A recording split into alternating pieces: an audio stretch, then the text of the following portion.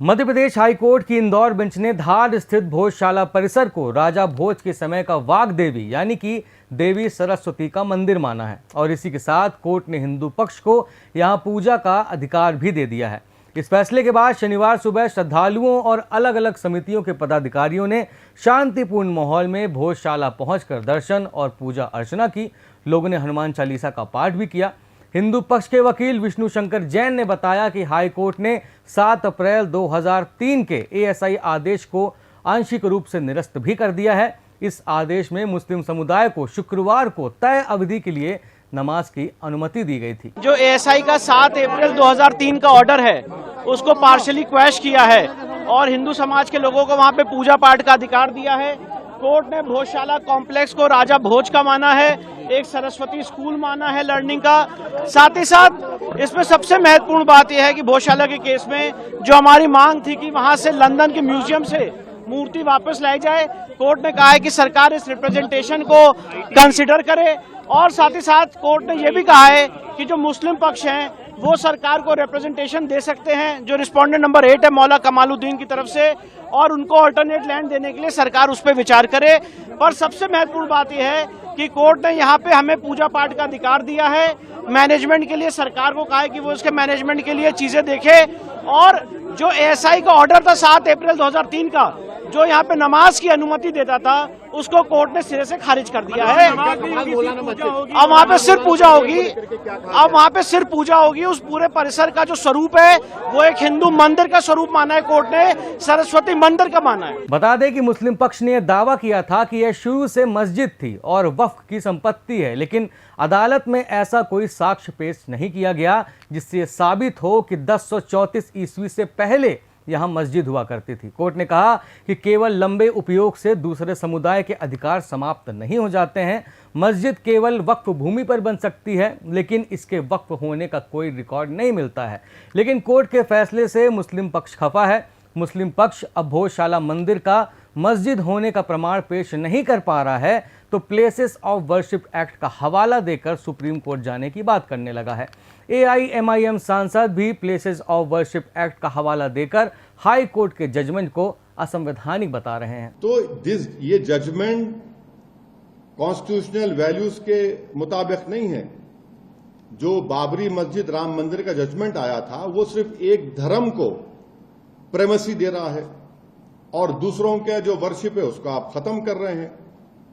और एक बात यह है कि ये जजमेंट एक फ्लड गेट्स खोल दिया है। अब कल कोई भी जाएगा कि प्लेस ऑफ वर्शिप एक्ट की तो अहमियत खत्म होते जा रही, जबकि प्लेस ऑफ वर्शिप एक्ट को राम मंदिर के बाबरी जजमेंट में सुप्रीम कोर्ट ने कहा था उसको बेसिक स्ट्रक्चर से जोड़ा था, वो भी आपने आज कोर्ट ने उसको भूल गया। तो ये तो एक मौकरी बन चुका है, मौकरी बना रहे हैं प्लेस ऑफ वर्शिप एक्ट का। तो ये हमको बोलना है। और एक बात याद रखिए, यहां पर तो कोई इन्वेडर आकर नहीं तोड़े, वो भी तो झूठ सुप्रीम कोर्ट ने कहा वो भी झूठ है, पीसफुल स्ट्रक्चर था ये। और एक बात आपको समझने की जरूरत है कि पिटिशनर ने ये कहा कि जो डीटी मिली उसको उन्हें बताया धार में मिली। मुस्लिम साइड ने बताया कि ये जो मूर्ति मिली थी जो आज किसी इंग्लैंड के बर्तानिया के म्यूजियम में है, वहां से आधा किलोमीटर दूर एक सिटी पैलेस के रूइंस है, वहां पर मिली है। बता दें कि प्लेसेस ऑफ वर्शिप एक्ट ऐसा कानून है जो हिंदुओं को उनकी प्राचीन धार्मिक धरोहरों पर वापस हक दिलाने से रोकता है। ये कहता है कि 15 अगस्त 1947 के बाद जो धार्मिक स्थल जिस मजहब के हैं उसी के रहेंगे, भले ही वो कभी पहले मंदिर रहे हों। भोजशाला में एएसआई को 150 से ज़्यादा संस्कृत और प्राकृतिक शिलालेख मिले हैं, जिनमें सरस्वती नमः और ओम नमः शिवाय जैसे उल्लेख हैं। एक शिलालेख में पारिजात मंजरी नाटिका का उल्लेख है, जिसमें लिखा है कि इस नाटक का मंचन शारदा देवी के सदन में हुआ है। परिसर में 106 खंबे और 82 स्तंभ हैं, जो देखने से ही पता चल जाते हैं कि ये किसी मंदिर का हिस्सा है। अब पता नहीं कौन सा मुस्लिम शासक मां सरस्वती का इतना बड़ा भक्त था कि उसने हिंदू मंदिर जैसा मस्जिद बनवाया। और जगजाहिर है कि भोजशाला मंदिर है, मगर बात अंत में आकर प्लेसेस ऑफ वर्शिप एक्ट में अटक जाती है। खैर, मुस्लिम पक्ष सुप्रीम कोर्ट में पहुंचता इससे पहले ही हिंदू पक्ष ने सर्वोच्च न्यायालय में 2 कैविएट याचिकाएं दायर कर दी हैं। हिंदू पक्ष के वकील विष्णु शंकर जैन ने बताया है कि हाई कोर्ट ने लंदन में एक संग्रहालय में रखी वाघ देवी की मूल मूर्ति वापस लाने की मांग पर भी विचार किया है। इस मामले में मध्य प्रदेश के सीएम डॉक्टर मोहन यादव का भी बयान सामने आया है। उन्होंने ब्रिटिश म्यूजियम में रखी वाघ देवी की मूल मूर्ति को वापस लाने की बात कही है। माननीय न्यायालय द्वारा वर्षों पुराना भोजशाला प्रकरण का जो निर्णय दिया है, मैं माननीय न्यायालय के माध्यम से सभी समाजजनों को न्यायालय के निर्णय के माध्यम से जो हम सबका हमारी परंपरा भी है कि हम न्यायालय के निर्णय के आधार पर इस बात का प्रसन्नता भी व्यक्त करता हूं कि न्यायालय ने माना कि हाँ, ये भोजशाला का स्थान था जहां राजा भोज ने मां वाघ देवी के स्थान के माध्यम से इस स्थान की महत्ता को विकसित किया था।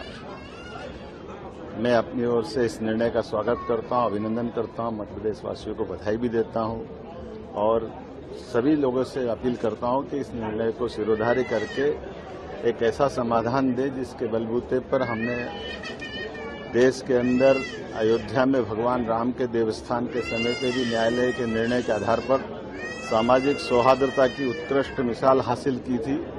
उसी परंपरा में मध्य प्रदेश भी एक दूसरा स्थान बन सकता है जब हम अपने इस समाधान के बलबूते पर न्यायालय के निर्णय के आधार पर हम अपने लिए इस निर्णय को सिरोधार्य करके एक स्थायी समाधान हमेशा परस्पर आपसी भाईचारे का बनाएं।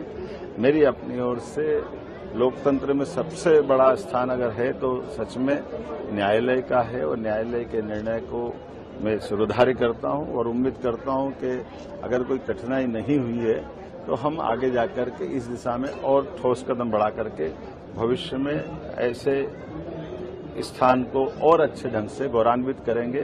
जो वाघ देवी की प्रतिमा विदेश में है, हम यथायोग्य प्रकार से कानून सम्मत तरीके से उसको लाने का भी प्रबंधन करेंगे। ऐसा माना जा रहा है कि भोजशाला पर हुए फैसले का असर ज्ञानवापी मंदिर और संभल के हरिहर मंदिर, जिसे संभल का मस्जिद कहा जाता है, उस पर भी पड़ेगा।